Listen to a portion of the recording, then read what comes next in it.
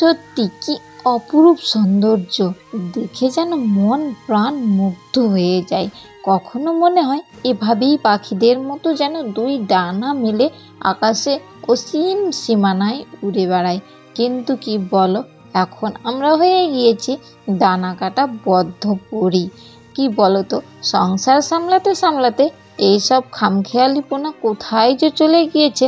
এক সময় কত না ঘুরে বেড়াতাম মাঠে মাঠে, কত কিছু করে বেড়াতাম, কিন্তু আজ এই সংসার সামলাতে সামলাতে সব যেন শেষ করে দিয়েছি। তো চলো, বাই দ্য ওয়ে আমার মিষ্টি বন্ধুরা, তোমরা সবাই কেমন আছো? আশা করছি সবাই খুব ভালোই আছো। আজকে নতুন ফ্রেশ ব্লগে অনেক স্বাগত জানাই তোমাদেরকে। তো এই যে দেখতেই পেলে আমার ডালিয়াগুলো খুব সুন্দর ফুটেছে, আর ওদিকে অমি পাপাও হামাগুড়ি দিতে শিখে গিয়েছে। তো এখন ফুল প্রায় শেষের দিকে। এই যে কয়েকটা শুধু মিষ্টি মিষ্টি গোলাপ ফুটেছে, কিন্তু কিছুটা পাপড়ি আছে যেগুলো আবার রোদ্রুতে পুড়েও যাচ্ছে। আর আগে যেগুলো ফুল ধরেছিল সেগুলো প্রায় শেষের মুখে। কিন্তু কি বলো তো বন্ধুরা, আমার টমেটো গাছগুলোতে যে এত টমেটো ধরেছে, কিছুতেই আর তাদের শরীরে এত শক্তি নেই যে সেই টমেটো গাছগুলো সোজা হয়ে দাঁড়িয়ে তাদের ফলগুলোকে ধরে রাখে। তো কোনো মতো এই যে আটকে আটকে রেখেছি, গাছগুলো তো ভীষণ জীর্ণ অবস্থায় পড়ে রয়েছে। কোনো মতো ফলটা শেষ হলেই মরে যাবে এমন অবস্থা। কিন্তু কি বলো, এত ফল ধরেছে, এত ফল। সেদিন তো দাদা এসে দেখে বলছে, আমরা জমিতে চাষ করে এত ফল ফলাতে পারি না, আর তুই সার বীজ ছাড়া কী করে এত ফল ফলাচ্ছিস। আর এই যে বেগুন গাছটার একটা কাহিনী আছে। কি কাহিনী বলো তো? আর একটা বেগুন গাছ ছিল, আমি তুলে ফেলে দিয়েছি, এখন দেখছি কি সুন্দর ফল ধরছে। আমার এত আফসোস হচ্ছে দেখে। আর এই যে অমি পাপা এখন দাঁড়াতেও পারে, শুধু হামাগুড়ি না, দাঁড়াতেও শিখে গিয়েছে দেখো। আর আমার দেখে কি আনন্দ হচ্ছে।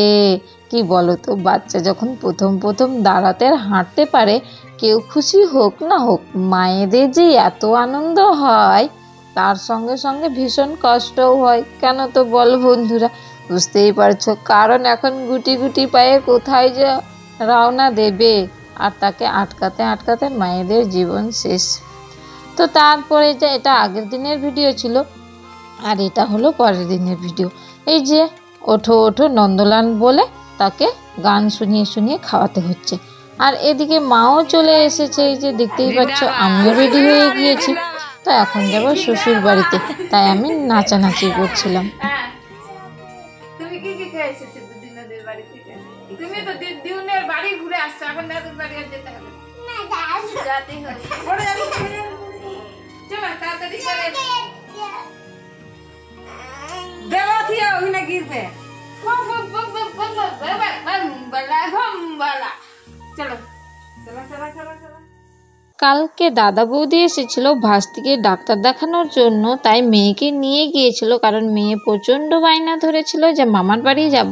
তো সেই জন্য মা আজকে ওকে নিয়ে এসেছে। আর হঠাৎ করে শ্বশুর বাড়ি যাচ্ছি, কারণ হলো হঠাৎ করে শ্বশুরের শরীরটা একটু খারাপ হওয়ায় শ্বশুর বাড়ি থেকে গ্রামের বাড়ি থেকে বারবার ফোন করা হচ্ছে যেন আমরা বাড়ি চলে যাই ওখানে।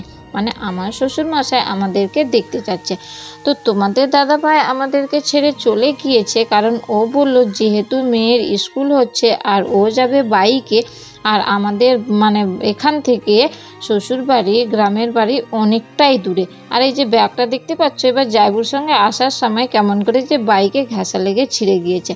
তো যেটা বললাম অনেকটাই দূরে, প্রায় 80 থেকে 85 কিলোমিটার হবে।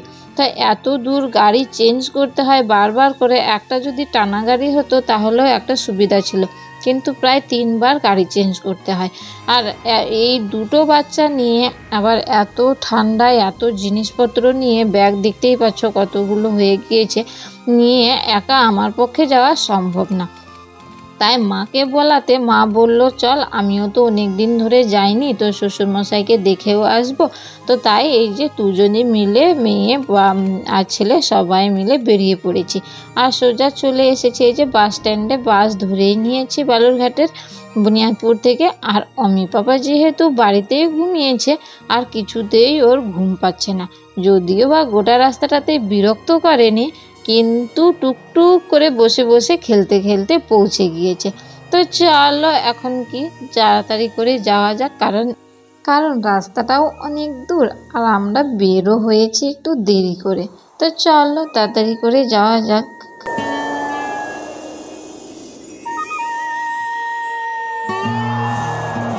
তো ফাইনালি এই যে বালুরঘাট পৌঁছে গিয়েছি আর হিলিমোড় থেকে সোজা অটো ধরে নিয়েছিলাম, কারণ বাসে অনেকটাই ভিড় ছিল।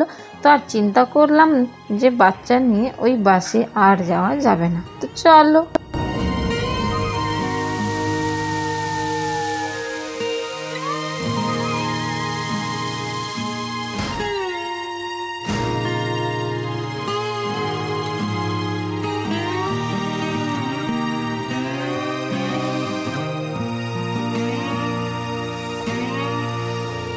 তারপরে চিঙ্গিসপুরে আসার পরে তোমাদের দাদা ভাইয়ের সঙ্গে দেখা হয়ে গিয়েছিল।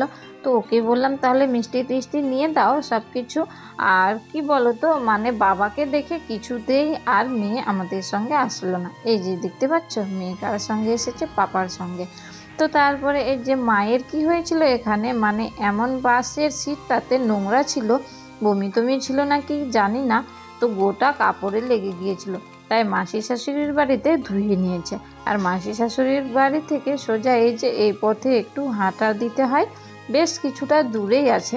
তারপরে ফাইনালি চলে এসেছে এই যে শ্বশুর বাড়িতে। তো এর আগেও এসেছিলাম, দেখেছোই তোমরা আমার শ্বশুর বাড়িটা। তো চলো আর কি পৌঁছেই গিয়েছি। আর ভিতরে দেখছিলাম যে বাবা ওরা সবাই আঙিনার মধ্যে বসেছিল, তো অনেক গল্প সল্পও হলো। আর এখন আপাতত শ্বশুর মশাই মানে বাবা বেশ ভালোই আছে। তো এই যে এটাই বলছিলাম, ফাইনালি শ্বশুর বাড়িতে পৌঁছেই গিয়েছি। আর অমি পাপা যেহেতু গোটা রাস্তা ঘুমোয়নি, তাই এখন ঘুমানোর জন্য বিরক্ত হচ্ছে। তো চলো আজকের ভিডিওর এখান থেকেই, তোমরা সবাই ভালো থেকো, সুস্থ থেকো, সবার সুস্থ কামনা করে আজকের ব্লগটা এখানেই শেষ করলাম। Okay, bye, love you all, tata. আর তোমরা সবাই আমার পাশে থেকো।